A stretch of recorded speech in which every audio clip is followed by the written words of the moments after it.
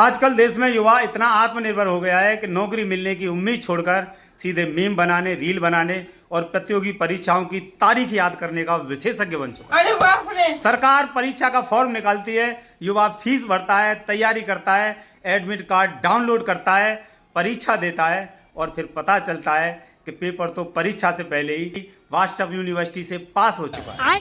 परीक्षा का हाल यह है कि इंजीनियर चाय बेचने में एमबीए वालों को टक्कर दे रहा है और एमए वाले सरकारी नौकरी के फॉर्म भरते भरते विशेषज्ञ बन चुके हैं। कई युवाओं की सबसे बड़ी उपलब्धि यह है कि उन्होंने पिछले 5 साल में 100 से ज़्यादा आवेदन पत्र सफलतापूर्वक भर दिए। महंगाई भी बड़ी संस्कारी हो गई है। पहले धीरे धीरे बढ़ती थी, अब एकदम रॉकेट की स्पीड से बढ़ती है। सब्जी वाला टमाटर ऐसे बेचता है जैसे सोने के सिक्के तोल रहा हो। पेट्रोल पंप पर गाड़ी से ज़्यादा मालिक का दिल कांपता है। लोग अब बाइक में पेट्रोल नहीं, पेट्रोल में बाइक डलाने की सोच रहे हैं। अरे बाप रे! किसान की हालत भी किसी कॉमेडी शो से कम नहीं है। जब फसल बोता है तो बारिश नहीं होती और जब फसल कटने वाली होती है तो बादल ऐसे आते हैं जैसे पुराना हिसाब चुकाने निकले। खाद महंगी, डीजल महंगा, बीज महंगा, लेकिन फसल का भाव ऐसा कि किसान सोचता है कि कहीं अपनी मेहनत कोई न बेच दो। मजदूर भाई भी कम परेशान नहीं है। सुबह सूरज से पहले उठते हैं और शाम को सूरज के बाद घर लौटते हैं।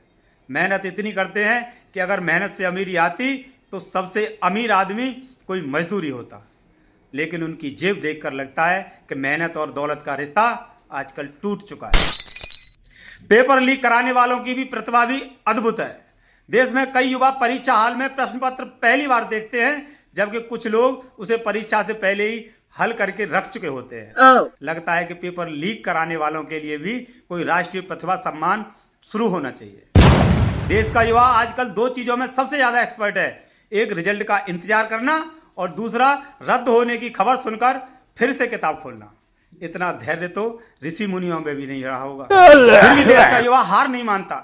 यह अगला फॉर्म भरता है, अगली परीक्षा की तैयारी करता है और अगले पेपर का इंतजार करता है, क्योंकि उसे पता है इस देश में सपने देखना मुफ्त है, बाकी हर चीज पे महंगाई लागू है। देश में महंगाई मुस्कुरा रही है, बेरोजगारी इतरा रही है, फिर भी पेपर लीक दौड़ रहा है।